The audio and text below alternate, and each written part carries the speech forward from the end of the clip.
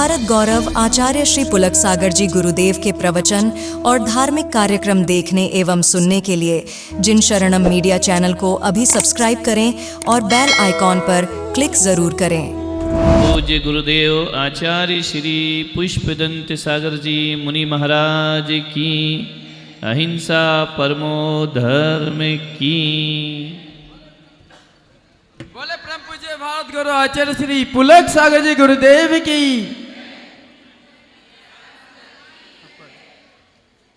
चलिए, क्या पढ़ा था कल? जिनेंद्र किसे कहते हैं? जिन्होंने इंद्रियों को, वे कौन हैं? जिनेंद्र। जिनेंद्र कौन कौन से हैं? दो हैं। कौन कौन से? ये कूलर बंद करें, आवाज बहुत आवाज करता है। पंखा तो चल रहा है, कितनी हवा चाहिए?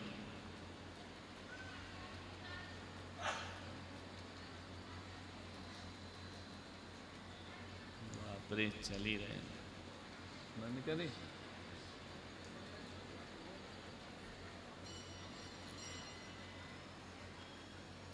जिनेंद्र दो हैं, अरिहंत और सिद्ध भगवान। अरिहंत भगवान कितने हैं? बोलो। सिद्ध भगवान कितने हैं? तीर्थंकर कितने हैं? अनंतानंत। वो तो एक काल में 24 हैं। ऐसी कितनी 24 भूत भविष्यत वर्तमान की 30-24 में अध्याय। भूतकाल में कितनी 24 हो चुकी है? अनंत। समझ आ रहा? तो अनंत का अर्थ क्या होता है? समझो, आज इसको थोड़ा सा मैथमेटिक्स का विषय। 3 संख्या अपने यहां आती हैं, 4 संख्यात, दूसरी असंख्यात, तीसरी अनंत, चौथी अनंतानंत। सुरेश जी कोठारी बताएंगे चारों में अंतर क्या है। इसी स्कूल में पढ़े ना तुम? चारों में अंतर क्या है? संख्यात किसे कहते हैं? असंख्यात किसे कहते हैं? अनंत किसे कहते हैं? और अनंतानंत किसे कहते हैं?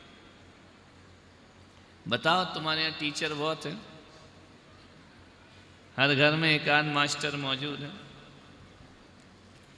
बताइए, इस स्कूल के सबसे इंटेलिजेंट स्टूडेंट रहे सुरेश जी कोठारी। अब वो बता। संख्या में गुरुदेव, जो संख्या में अपन गिन सकते हैं। राइट। असंख्यात? जो असंख्यात हैं, जो गिन नहीं पा रहे हैं। अनंत? जिसकी कोई सीमा ही नहीं। अनंतानंत? अनंतानंत, उसको न भूतो न भविष्य में कभी गिन सकते हैं। उसको अनंतानंत। वो अनंत को गिन सकते हैं? नहीं। तो फिर दोनों में क्या अंतर? अनंत लाख ज्यादा से ज्यादा। समझ गए तुम कैसे स्टूडेंट थे? नमस्ते। ज्यादा से ज्यादा ये क्या है? और कौन बताएगा? संख्यात, ये शब्द सुने हैं या नहीं? एक इंद्रिय जीव, असंख्येजा, संख्येजा, असंख्यात और संख्यात है। क्या मतलब इसका? पंडित जी बताओ। पंडित जी को तो मालूम होना चाहिए। संख्यात क्या, असंख्यात क्या, अनंत क्या, अनंतानंत क्या? बाबूजी थोड़ा गणित में कमजोरी है। यानी सब इसी स्कूल के स्टूडेंट हैं। सामने वाले सामने वाले में। ठीक है, पूरा लॉट खराब है, क्या कर सकते। और कोई बताओ, किसी को आ रहा है क्या? ये जरूरी है, इसके बिना जैन दर्शन की गिनती समझ में नहीं आएगी। हाँ बताइए।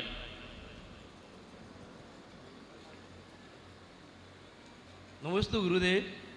अनंत मतलब अनंत संख्या है जिसकी एक सीमा बाद में हो सकती है। अनंत अनंत अनंत और अनंत अनंत मतलब जिसकी कोई सीमा ही नहीं है, जिसकी गिनती संभव ही नहीं है।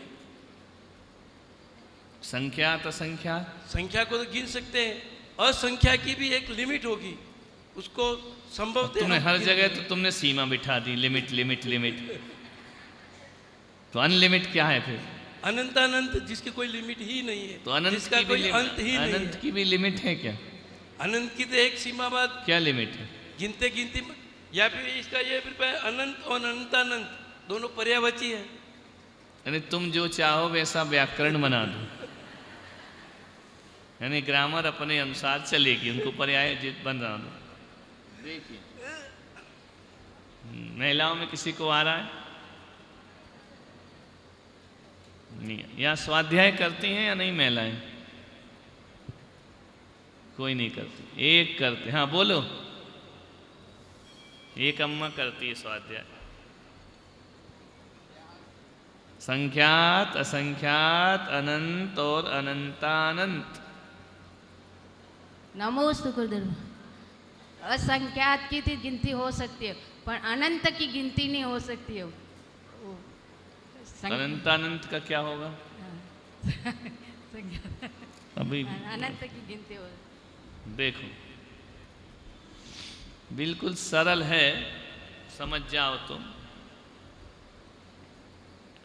नमोकार मंत्र आता है, बोलो तो। नमो अरिहंताणम, नमो सिद्धाणम, नमो आयरियाणम, नमो वज्रायाणम, नमो लोये सौवसाहूणम।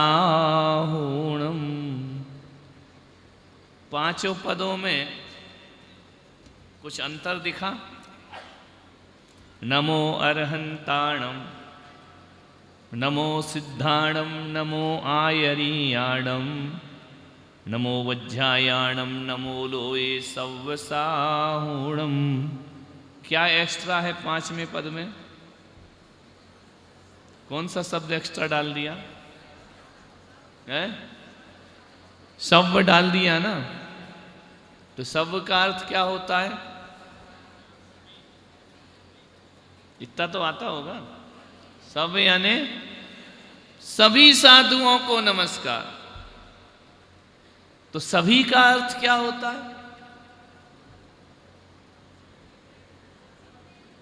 सब साधु का तो समझ आ गया कि सभी साधुओं को, लोक में जितने साधु हैं उन सबको नमस्कार। सब का अर्थ क्या होता है? सब यानी कौन? तो ये बताएं हाथ उठा के। सब शब्द का क्या अर्थ है? और एक बात याद रखना, ये सब शब्द केवल साधु में नहीं है, सब में है। नमो सव अरिहंताणम, नमो सव सिद्धाणम, नमो सव आयरियाणम, नमो सव वज्रायाणम, नमो लोये सौवसाहूणम। ये व्याकरण है, ग्रामर है। अंत दीपक है शब्द, लास्ट में लगा दिया, इसका मतलब ऊपर भी लगेगा। दहली दीपक न्याय जानते हो क्या होता है? जान ही नहीं सकते। दहली दीपक न्याय, न्याय का विषय।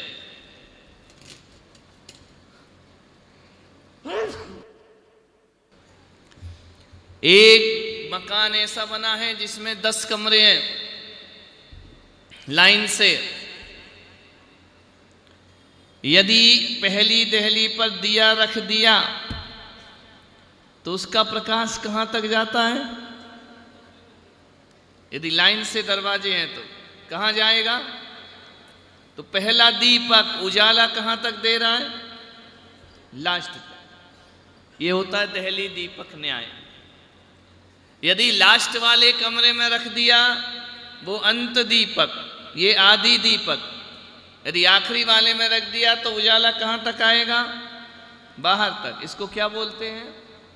अंत दीपक। माने कमरे के अंत में रखा हुआ और कमरे के प्रारंभ में रखा हुआ आदि दीपक। समझ पड़ रही है? नहीं? अरे बोलो, चेहरे पे कुछ तो भाव लाओ। ये बिल्कुल ऐसे पुतले की तरह बैठे। पढ़ रही है ना? इधर थोड़े बहुत तो स्कूल गए होगे। तो पीछे दीपक रखा तो वो हो गया अंत दीपक, आगे दीपक रखा तो वो क्या हो गया? आदि दीपक। और किसी ने यदि बीच में दीपक रख दिया, बीच के रूम में, तो वो कौन सा दीपक हो गया? मध्य दीपक। इसको ग्रामर में दहली दीपक न्याय बोल। जैसे तत्वा सूत्र पढ़ा, जीव जीवाश्रव मन संबंध निजरा मोक्षास तत्वम। तो जो तत्व शब्द है वह अंत दीपक है। तो जीव तत्व, अजीव तत्व, आश्रव तत्व, तत्व सब में जुड़ेगा, है ना? अंत दीपक। तो यहाँ पे सब शब्द का अर्थ है सब अरिहंताणम, सब सिद्धाणम। अब अपन को ग्रामर से ये देखना है कि लास्ट वाले पद में सब लगा है, ऊपर नहीं लगा, लेकिन अर्थ उसका वही होगा। बोर हो रही क्या? समझ आ रही है बात?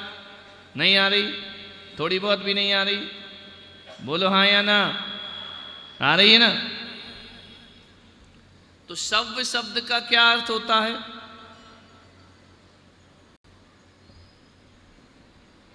धवला जी पुस्तक में लिखा है कि सव्य शब्द का अर्थ होता है भूतकाल, वर्तमान काल और भविष्य काल। तीनों टेंस, प्रेजेंट, पास्ट, फ्यूचर। समझ में आ रहा? नहीं आ रहा? सब यानी बोलो, नमो सब अरिहंताणम, नमो लोए सब अरिहंताणम। इसका मतलब क्या होगा? लोक के समस्त अरिहंतों को नमस्कार। सब यानी जो अरिहंत पहले हो गए। समझ आ रहा है या नहीं? तो बोलते क्यों नहीं हो? और जो हो रहे हैं और जो होंगे, ऐसे सभी अरिहंतों को नमस्कार। अब देखिए कितने टेंस हो गए, कितने काल हो गए? कौन कौन से? भूतकाल, वर्तमान काल और भविष्य काल। कितने काल हो गए? 3 काल के अरिहंतों को नमस्कार। एक बार एक लाइन यदि आपने बोल दी नमो अरिहंताणम, कितने अरिहंतों को नमस्कार हो गया? बोलो। भूत के भी, वर्तमान के भी। और आप कहोगे वर्तमान में तो अरिहंत है ही नहीं। हैं विदेह क्षेत्र में, सीमंदर आदि वर्तमान में अरिहंत हैं, है ना? भरत क्षेत्र में नहीं, लेकिन विदेह क्षेत्र में विद्यमान विष्णुशंकर जो हैं वो वर्तमान में मध्य लोक में अरिहंत परमात्मा हैं। यदि आपने नमो अरिहंताणम कहा तो विदेह क्षेत्र में आपका नमोस्तु पहुंच गया। बोलने मत। क्यों? कैसे पहुंच गया? तुम में इतनी ताकत है कि तुम्हारा नमोस्तु पहुंच जाए? अरे तुम्हारा नमोस्तु भले ना पहुंचे, सीमंदर भगवान के केवल ज्ञान में दिखाई। वो तो केवल ज्ञानी है ना, अपन तो लेवल ज्ञानी। वो कैसे ज्ञानी है? सीमंदर भगवान। यदि अपन ने प्रणाम किया तो अपने को भगवान भले ना दिखें, लेकिन भगवान को तो अपन दिख रहे हैं ना, कि नहीं दिख रहे हैं? बोलो। जैसे ही आपने कहा सीमंदर सीमंदर स्वामी, युगमंदर युगमंदर नामी, पूजा करते ना विदेह क्षेत्र की।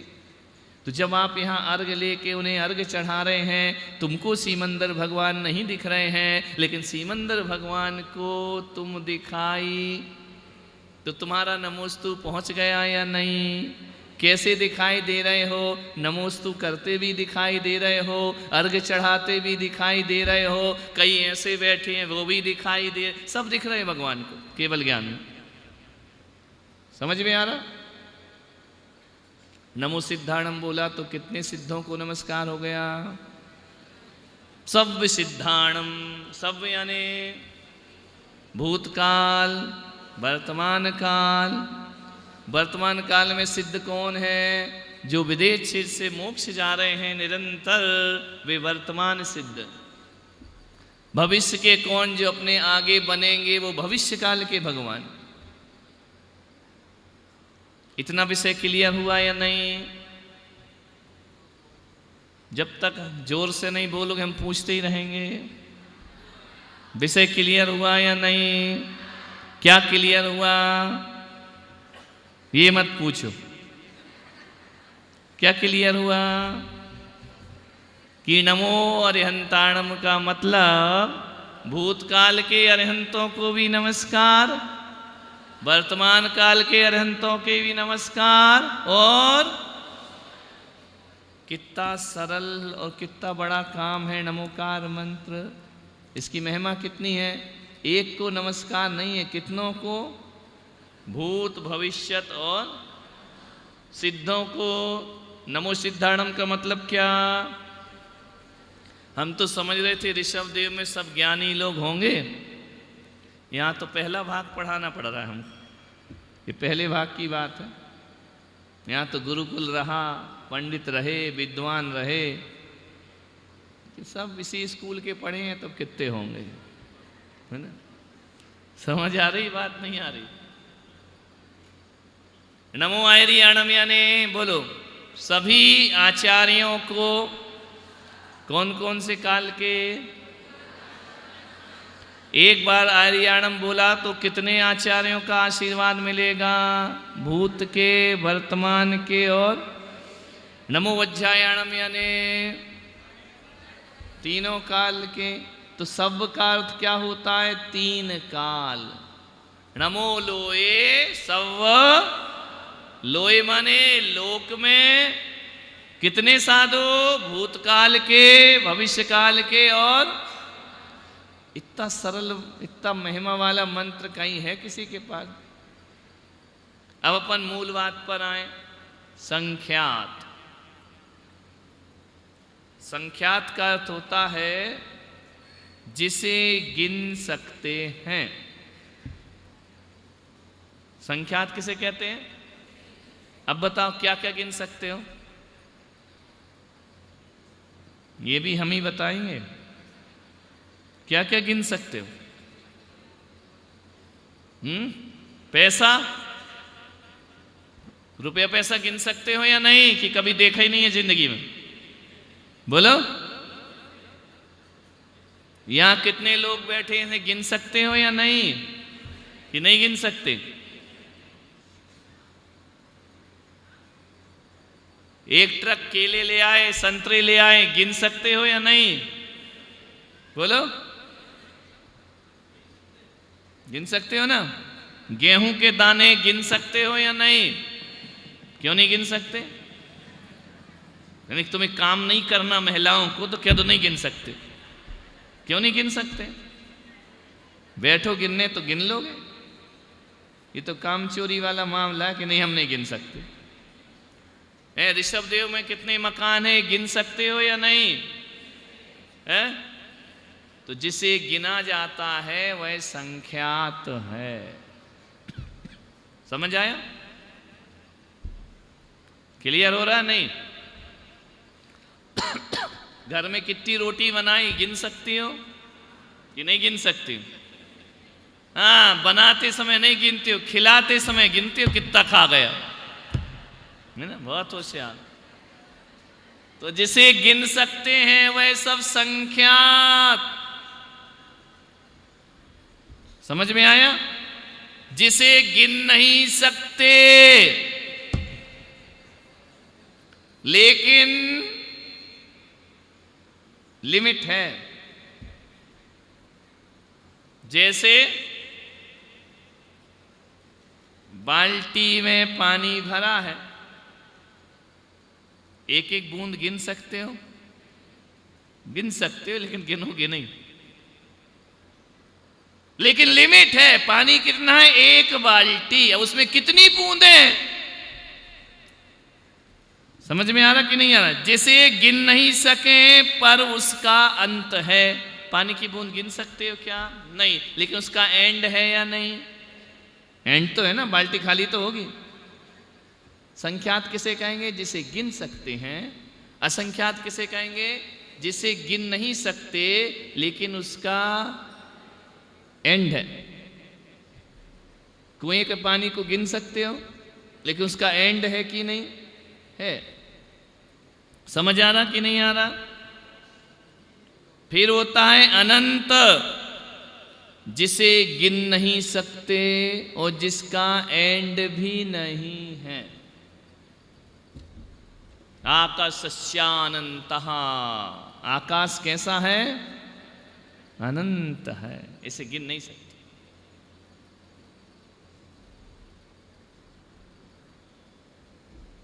समझ आ रहा है या नहीं? संख्यात किसे कहेंगे? असंख्यात किसे कहेंगे? जिसका एंड है लेकिन गिन। अनंत किसे कहेंगे? जिसे गिन भी नहीं सकते और जिसका एंड भी नहीं है। भाई अनंत है। संख्यात को गिन सकते हो, असंख्यात को गिन नहीं सकते लेकिन उसका, और अनंत में क्या आ जाएगा? ना गिन सकते और ना उसका अंत है। तीनों संख्या समझ में आ गई? नहीं आई? आकाश कैसा है? अनंत, इसे गिन नहीं सकते और एंड भी नहीं है इसका। समय कैसा है? अनंत समय है। सो काल अनंत समय। काल द्रव्य कैसा है? अनंत समय वाला। अनंतानंत किसे कहेंगे?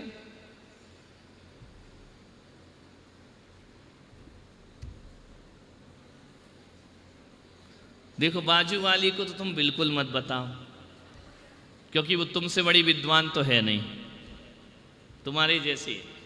हमें बताओ, अनंतानंत को गिन नहीं सकते, अनंत को भी नहीं गिन सकते, तो दोनों में अंतर क्या है?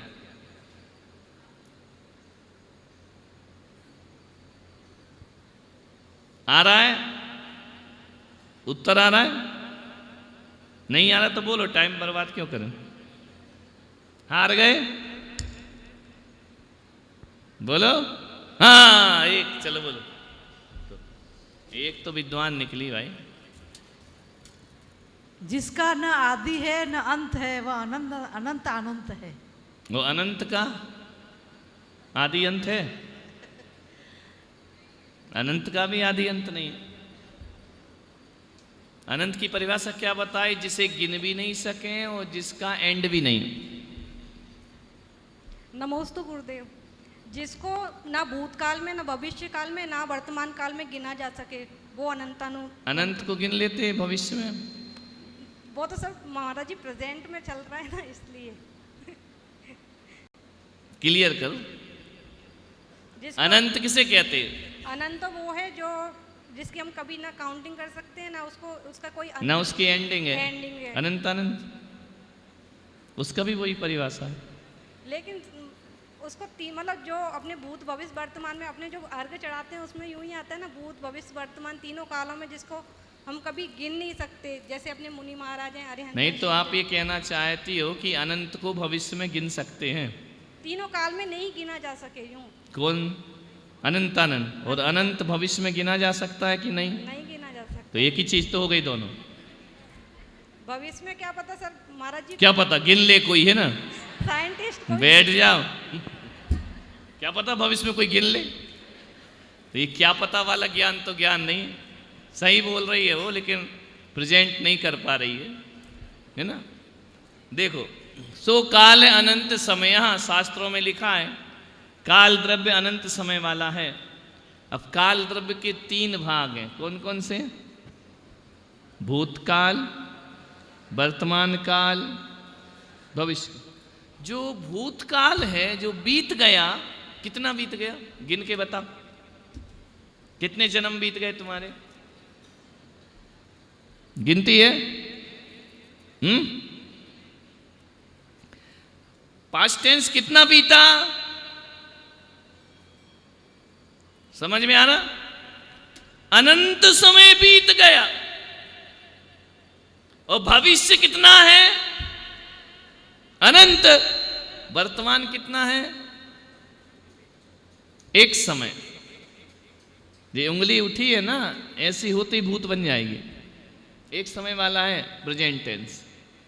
भूतकाल अनंत समय वाला, भविष्य काल अनंत समय वाला, और वर्तमान काल। जो इन दो अनंत को जोड़ता है वह अनंतानंत होता है। समझ में आया कि नहीं आया? बोलो। भूतकाल का अनंत और भविष्य का अनंत, जो इन दोनों को जोड़ देता है वह अनंतानंत होता है। समझ आया कि नहीं उतरा गले? अनंत कितने प्रकार के? एक भूत अनंत और एक भविष्य अनंत। भूत और भविष्य को जो जोड़ता है वह अनंतानंत होता है। नहीं आ रहा? तो ऐसे क्यों बैठे हो मरे मराए से? आ रहा कि नहीं आ रहा है? बहुत मुश्किल है गांव के लोगों को पढ़ाना। कोई भाव ही नहीं आते चेहरे पे। ऐसा लगता है कि बिल्कुल उठावने में आए हो। उठावने में तो बहुत बातें करते हो, यहाँ बिल्कुल ऐसे उत्तर ही नहीं निकलता मुंह से। अनंतानंद समझ में आया? अब नमोकार मंत्र में आ जाओ। नमो अरिहंताणम। कितने अरिहंत हैं? बोलो। अरिहंत कितने हैं? तीनों काल मत बोलो ना, संख्या बोलो।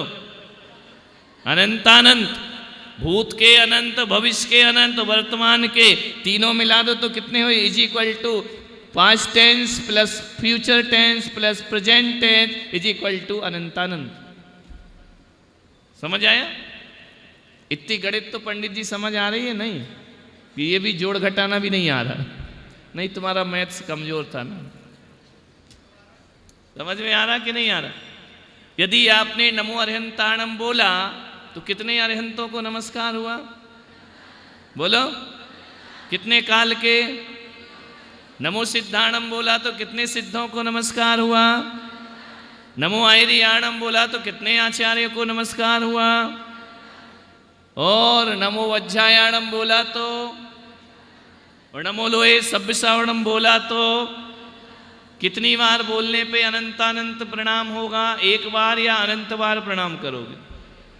एक बार करने से अनंतानंत परमेष्ठियों का आशीर्वाद मिलता है। इसीलिए कहा है नमोकार मंत्र से बड़ा दुनिया में कोई मंत्र नहीं। सबसे बड़ा मंत्र कौन सा?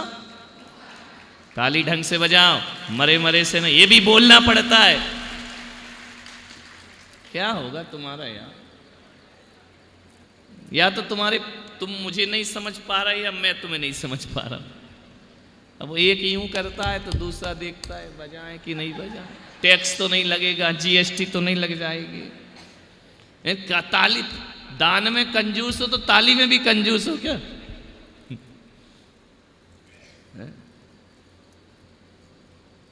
क्लियर हो रहा है? अब बताओ जिनेंद्र कितने? 2। कौन कौन से? अरिहंत कितने? संख्यात, असंख्यात, अनंत या अनंतानंत? कितने हैं? और सिद्ध कितने? इसलिए अपन क्या बोलते हैं? अनंतानंद सिद्ध परमेष्टि भगवान की जय। बोलते हो कि नहीं? अर्थ मालूम था? नहीं मालूम था। कैसे मालूम होगा? पहले चौमासा कराया नहीं, अब करा रहे तो अब मालूम होगा। समझ में आ रहा विषय? तो जिनेंद्र किसे कहते हैं? जिन्होंने इंद्रियों को कैसे जीता जाता है? राग, द्वेष मोह को छोड़कर। और जिसके अंदर राग देश मोह है, क्या वो जिनेंद्र है? तुम्हारे अंदर है या नहीं राग देश मोह? तो तुम भगवान हो। समझते अपने को क्या हो? भगवान का बाप, है ना? हो कुछ भी नहीं। समझते क्या हो? सेठ जी उठ जाओ, उठो उठो, सो मत। नहीं, एक सभा में हम प्रवचन करने गए तो सेठ जी सो रहे थे। हमने कहा सेठ जी सोते हो? बोले नहीं महाराज, ध्यान से सुन रहा हूं। अरे ध्यान में लटक क्यों रहे हो भाई?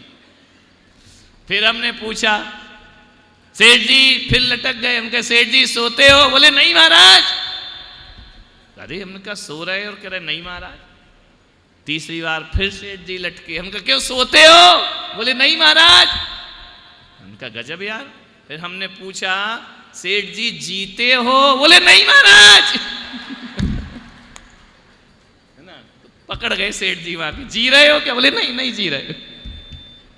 तो सभा में सोने वाले और साइकिल से गिरने वाले कभी सच नहीं बोलते।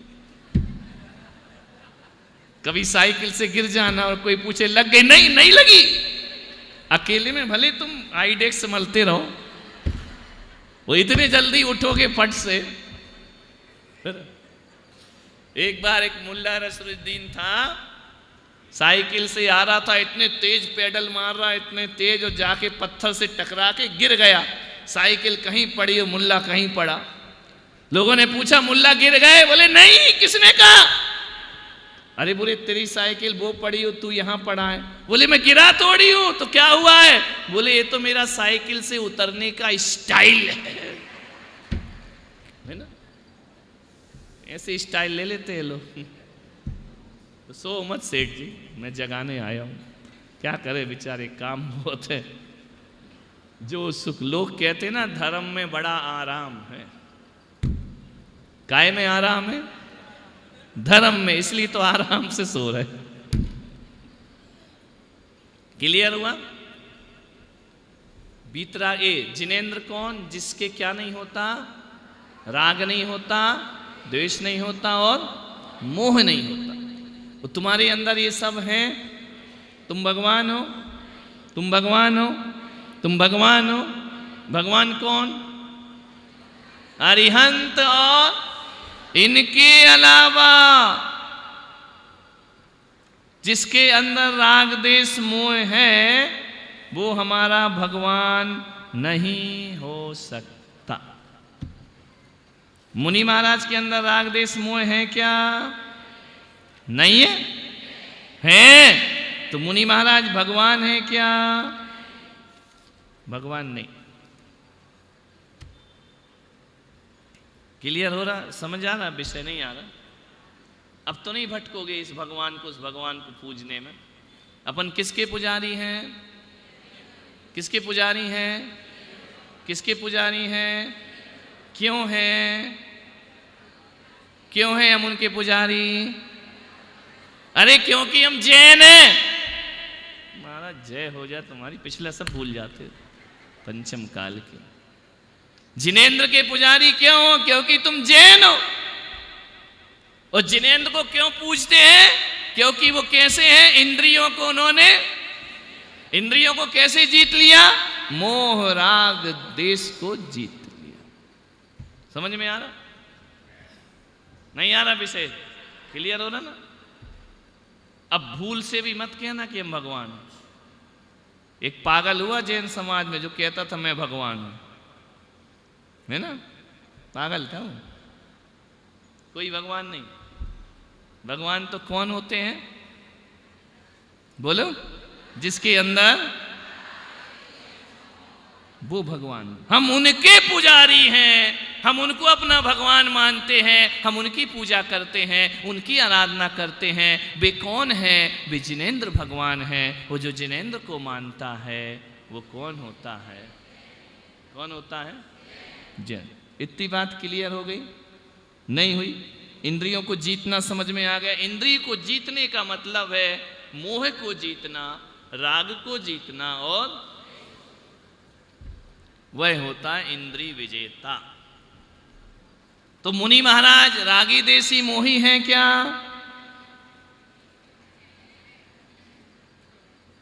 संभल के बात करना। देखो, राग देश मोह करते हैं क्या? तुम तो बड़ा ब्लेम लगा रहे हम पे कि हाँ करते हैं। मुनि महाराज का राग धर्मानुराग है, और तुम्हारा राग विषयानुराग। समझ में आ रहा? नहीं आ रहा समझ में? धर्मानुराग और विषयानुराग में कोई अंतर बता सकता है? बिल्कुल छोटे छोटे शब्द हैं, धर्मानुराग और विषयानुराग। बोलो, माइक दो।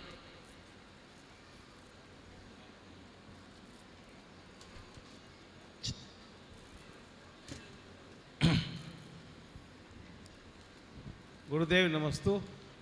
चूँकि गुरुदेव जो मुनि महाराज होते हैं, उनका सारी जो प्रक्रिया होती है वो धर्म से जुड़ी हुई प्रक्रिया होती है, इसलिए वो धर्म के साथ में उनका राग है, वो धर्म का राग कहलाता है। विषयानुराग, विषयानुसार हम सब अपने विषयों में पड़े हुए हैं, श्रावक जितने भी हैं वो विषयों में पड़े हुए हैं, इसलिए विषयानुराग है।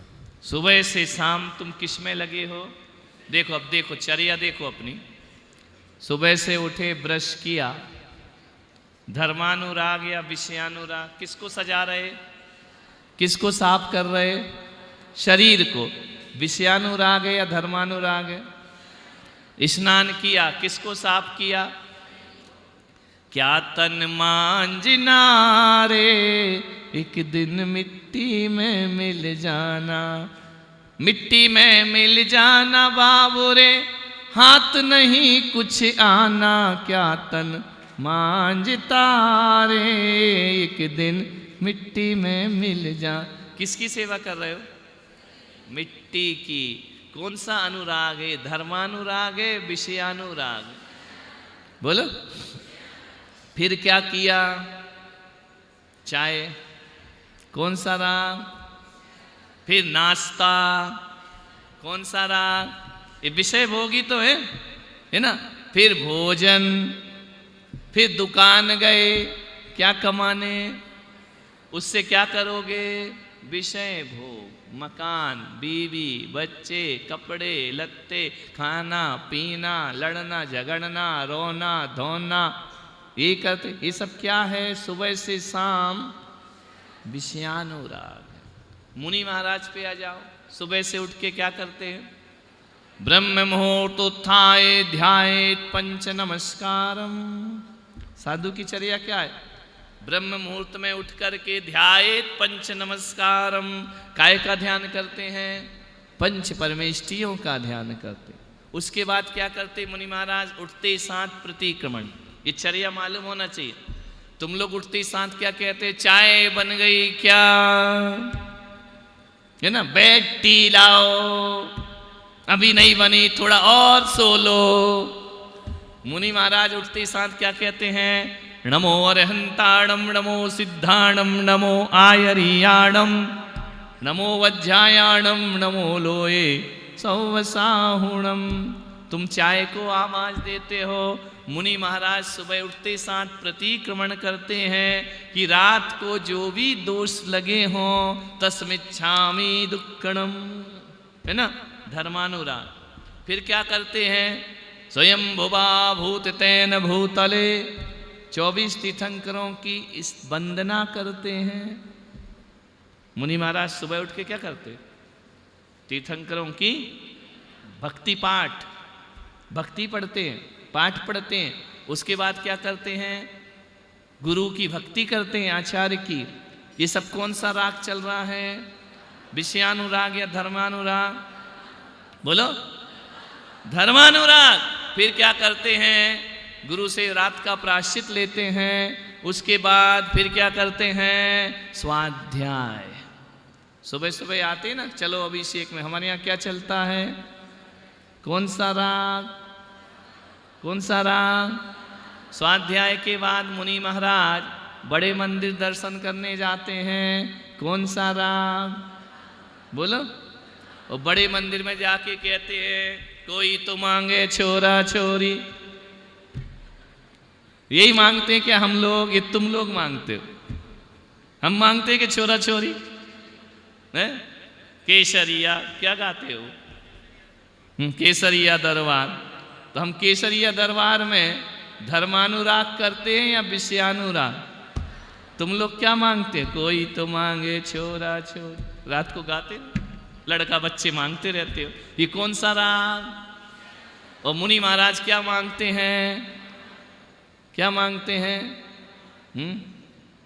दिन रात मेरे स्वामी मैं भावनाए भाऊं, देहांत के समय में तुमको न भूल जाऊं। ये किसने किया ये प्रार्थना?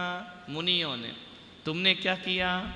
दरिद्रीन को द्रव्य के दान दीने, अपुत्रीन को तू महासंकटों से सभी संपदा। तुम्हारी प्रार्थना ये है। मुनि महाराज ये कहेंगे कि अपुत्रीन को पुत्र के दान दीने, हमें भी 2-4 दे दो। नहीं, वो क्या कहेंगे? नहीं है अंते समाहि मरणम। जीवन का जब अंत हो तो समाधि मरण हो, और समाधि मरण में यदि कोई दिखे, हे तीर्थंकर भगवान तुम हमारे नैनों में झूलते रहना। ये मुनियों का धर्मानुराग है। तुम लोग का राग कैसा है? फिर मंदिर से आए तो कहाँ आ गए? क्लास पढ़ाने। इसमें हमें घर गृहस्थी मिल रही है, तुम्हारा कल्याण कर रहे। ये कौन सा अनुराग? और तुम बैठे बैठे देख रहे कितने बज गए, अब चलना है, अब चलना है। कौन सा अनुराग? विषयानुराग। समझ में आ रहा? विषयों के लिए तो जा रहे घर गृहस्थी में।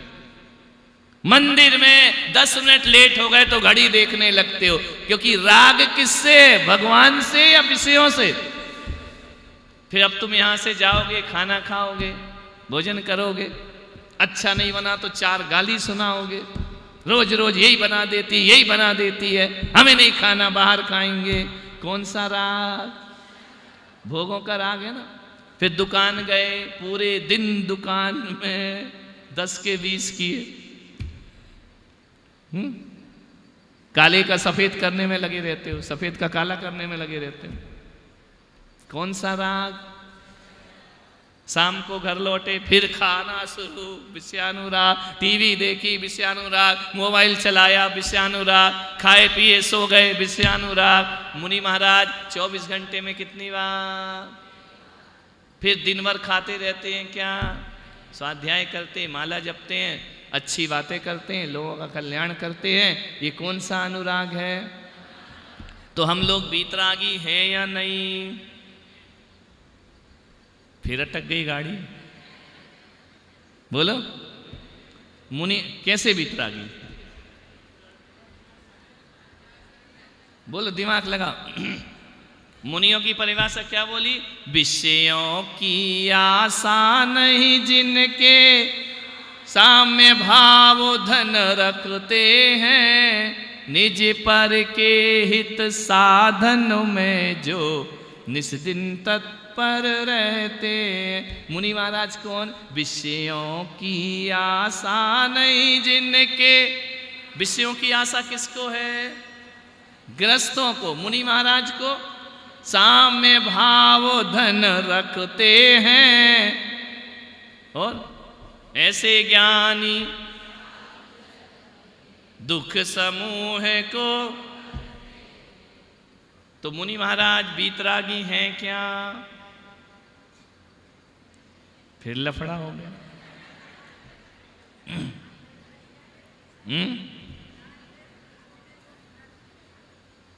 तो मुनि महाराज के राग देश मिट गए क्या? तो मुनि महाराज कैसे हैं? वीतरागी हैं क्या?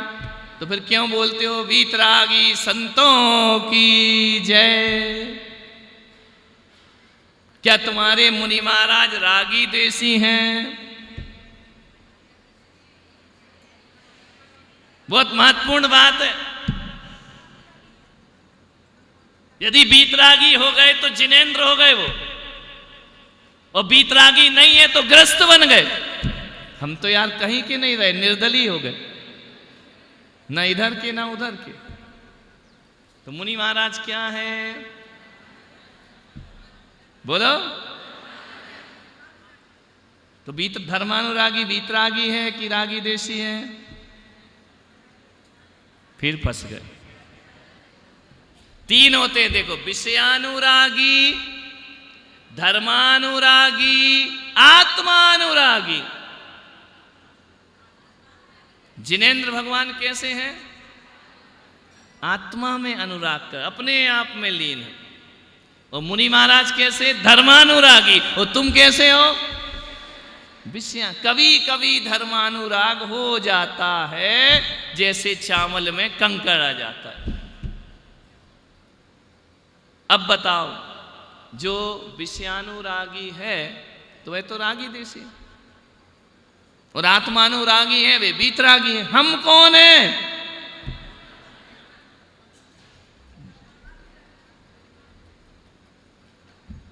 मुनि महाराज भी बीतरागी हैं।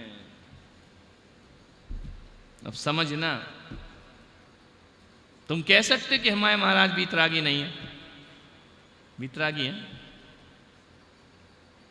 ध्यान रखना, समझना इसको।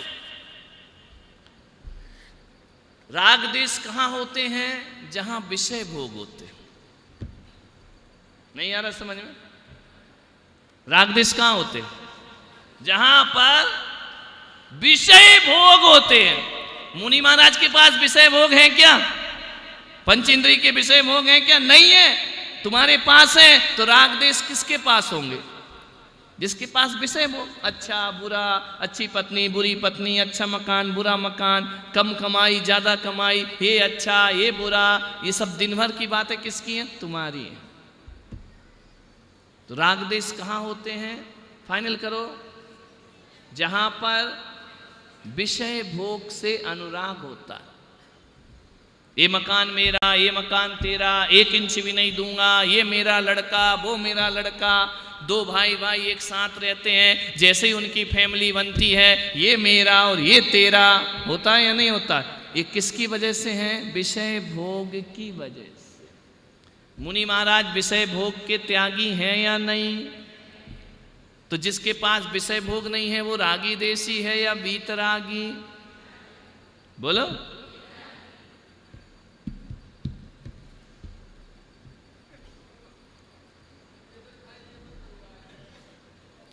बताओ, ये हमको समझ नहीं आ रहा, विषय उलझ गया है। मुनि महाराज देखो बिल्कुल क्लियर विषय। मुनि महाराज जो हैं वो पापों से तो बीतरागी है। किससे बीतरागी है?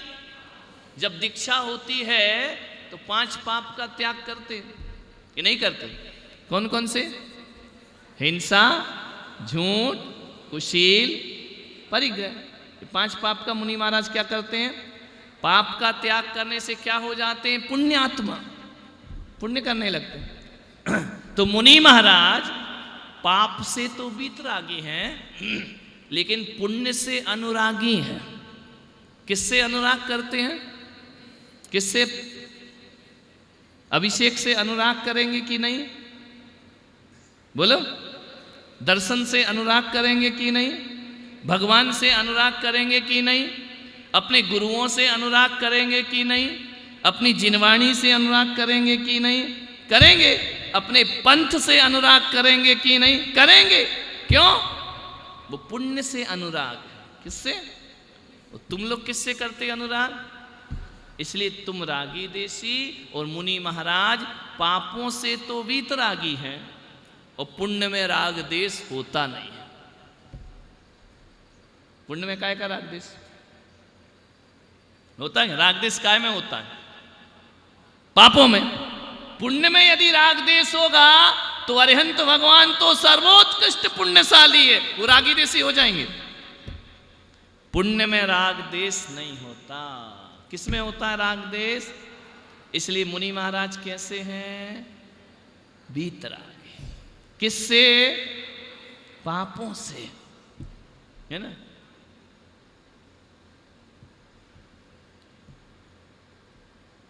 शेर से निडर जो रहते, पापों से इतना क्यों डरते हैं। मुनि महाराज किससे डरते हैं? शेर से नहीं डरते। शेर से निडर जो रहते, पापों से इतना क्यों डरते हैं। डरते हैं कि नहीं? किससे डरते महाराज? शेर से नहीं डरते। ना शेर से डरते, ना बाप से डरते, पाप से डरते। किससे? तो मुनि महाराज पापों से क्या हो गए? क्या हो गए? वीतरागी। पुण्य से क्या हो गए? अनुरागी। और जिनेंद्र भगवान पाप पुण्य दोनों से वीतरागी होते हैं। समझ में आया? तीनों में अंतर समझ में आया? जैसे संख्यात असंख्यात समझ में आए ना, ये भी समझो। जिनेंद्र भगवान कौन? जो समस्त कर्मों से वीतरागी। समझ में आ रहा? जिनेंद्र कौन? जो समस्त कर्मों से वीतरागी हैं, वे जिनेंद्र हैं। जो पाप कर्मों से वीतरागी हैं, वो निर्गंथ मुनिराज हैं। और जो पापों से अनुरागी हैं, वो रागी देशी। कोई डाउट नहीं? डाउट तो तुम बोली नहीं, इस तुम्हें आता क्या है? डाउट तो ऐसे नहीं, कोई डाउट नहीं, जैसे हम बड़े विद्वानों से बात कर रहे हो है? इसमें कोई शंका है?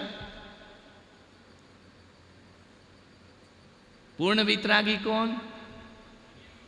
जो समस्त कर्मों से वीतरागी हो गए, घाती अघाती से वीतरागी हो गए, वो जिनेंद्र भगवान हैं। जो पाप कर्मों से वीतरागी हो गए, वो मुनि महाराज।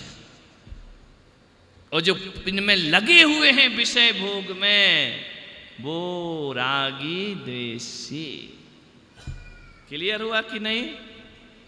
बोलो, नहीं आ रहा समझ में? क्या आ गया? वीतरागता समझ में आ गई? तो तुम्हारे मुनि महाराज कैसे हैं? बोलो। रागी देशी। राग देश कहां होता है? जहां पाप होते हैं। मुनि महाराज ने पाप का त्याग कर दिया, तो रागी देशी कैसे होंगे? हो सकते हैं? वो तो धर्म से अनुराग करते हैं। अब जिनेंद्र भगवान से मेरा अनुराग है, इसमें काय का राग देश है? बोलो। लेकिन मकान से तुमको राग है, इसमें राग देश है या नहीं? मेरा अच्छा उसका खराब। हम ऐसे बोल सकते हैं कि नहीं, हमारे जिनेंद्र अच्छे, विदेश क्षेत्र वाले खराब। लेकिन तुम तो ये बोल सकते ना कि मेरा मकान अच्छा, उसका खराब, मेरा खराब, उसका अच्छा। राग देश काय में होते? पापों में। क्लियर हो रहा?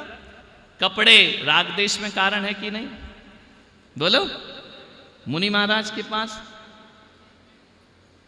क्यों? कपड़े पाप हैं, पाप हैं तो राग देश है। और जहां कपड़े का लफड़ा ही नहीं, नो कपड़ा नो लफड़ा। अब कपड़ा कितना भी महंगा आए बाजार में, इसके रेट बढ़ जाएं, टेंशन तुमको होगा कि हमको? बोलो। क्यों? तुम विषयों की आशा में जीते हो। और मुनि महाराज कैसे हैं? विषयों की आशा नहीं जिनके, साम्य भाव धन रखते हैं। साम्य भाव धन क्या होता है? समता भाव। कैसे रखते हैं? समता कोई बड़ी चीज नहीं है। कपड़े का त्याग कर दिया तो कपड़े संबंधी समता तो आ ही गई, रखना नहीं पड़ती, आई गई वो तो। जिस जिस चीज का त्याग करोगे उस चीज में समता आ जाएगी। अब कपड़ा रंगीन हो, कितना भी सुंदर हो, हमको क्या करना? अब भट्टारक जी ऐसे चमक धमक बैठे हैं, सेठ जी वाइट बैठे हैं, वो काला पैंट पहने हैं, इसमें हमको राग देश करने की क्या जरूरत? क्योंकि हमको तो अब इसके रेट ज़्यादा हो, कम हो, क्वालिटी अच्छी हो, बुरी हो, हमको क्या लेना देना है? समझ में आ रहा? आ रहा है या नहीं समझ में? अब राग देश भोजन में, अब तुम जैस हमको अच्छा लगे या बुरा लगे, खाना तो हमको वो ही है जो तुम बनाओगे, खुद तो बनाएंगे नहीं। समझ में आ रहा? तो जो पापों का त्याग कर देते हैं उनके राग देश समाप्त हो जाते हैं और समता भाव अपने आप आ जाता है, लाना नहीं पड़ता। साम्य भाव धन जिसका त्याग कर दिया उसमें तो वो समता ही वाले हैं, उसकी चाहत थोड़ी है, उसकी इच्छा थोड़ी है। बोलो अभी कोई मुझे कहे कि महाराज हम आपको बहुत सुंदर कपड़े भेंट करना चाहते, तो लेंगे क्या? बोलो बोलो। महाराज हम तुम केस लॉन्च में कष्ट होता है, हम आपको कैंची दान करना चाहते। और सोने की ला दो, तुम्हारा तो बस चले सोने की भी ला दोगे, लेकिन महाराज लेंगे क्या? तो कैंची और उस्त्रे संबंधी साम्य भाव है या नहीं? साम्य भाव धन रखते नहीं? आ रहा विषय समझ में आ रहा कि नहीं आ रहा? मुनियों के पास समता धन है या नहीं है? किस चीज का है? जिसका त्याग कर दिया। बिना त्याग के समता नहीं आती, इसलिए अपने यहां असंयमियों को मुक्ति नहीं मिलती, संयमियों को मिलती। समझ में आ रहा? त्याग करने से समता आती। जिस महाराज ने विवाह किया फिर महाराज बन गए, अब घर में रहते तो विषमता होती, पत्नी कुछ कहती, बच्चे को अब छोड़ दिया, हमें न पत्नी से मतलब न बच्चों से। पत्नी संबंधी समता आई या नहीं आई? बिना त्याग के समता नहीं आती। समता भाव के लिए त्याग करना जरूरी है। जिनके रात्रि में अन्न जल का त्याग है तो वो रात्रि भोजन संबंधी समता है उनके या नहीं है? उन्हें लेनी देना नहीं है ना? तो विषमता कहाँ होती है? जहाँ राग देश होते हैं। राग देश कहाँ होते हैं? जहाँ विषयों की आशा रहती है। विषय की आशा कहाँ होती है? जहाँ 5 पाप होते हैं। क्लियर हो रहा? विषय ओवर तो नहीं, माइंड के ऊपर से तो नहीं जा रहा है? तो मुनि महाराज वीतरागी हैं या नहीं हैं? काय से? पापों से वीतरागी हैं, पुण्य के अनुरागी हैं। और जिनेंद्र भगवान जो होते हैं वे पाप पुण्य दोनों से वीतरागी। क्लियर हुआ? नहीं हुआ? बात समझ में आई? नहीं आई? आ गई ना? क्या क्या विषय पढ़ा? एक तो संख्यात समझा, असंख्यात समझा, अनंत समझा, और पंच परमेष्ठी भगवान का नमोकार मंत्र में कितने परमेष्ठियों की वंदना है? अनंतानंत। एक बार नमोकार मंत्र बोला तो कितने परमेष्ठियों का आशीर्वाद मिला? अकेले पुलक सागर का नहीं, किसका मिला? कितना बड़ा मंत्र है। नमो अरिहंताणम बोला तो सिमंदर भगवान को नमस्कार हुआ कि नहीं? तुम्हें दिखे क्या भगवान? लेकिन भगवान को दिख रहे ना? तुमने नमो सिद्धाणम बोला तो सिद्ध भगवान दिखते हैं क्या? लेकिन सिद्धों को अपन दिख रहे हैं या नहीं? दिख रहे हैं ना? तो आशीर्वाद देखने वाले को मिलता है या करने वाले को? जो देख रहा है वह आशीर्वाद देता है। तो सिद्ध भगवान हमें देख रहे हैं, उनके नाम की माला जपोगे आशीर्वाद अपने आप प्राप्त हो जाएगा, तुम्हें दिखें या ना दिखें।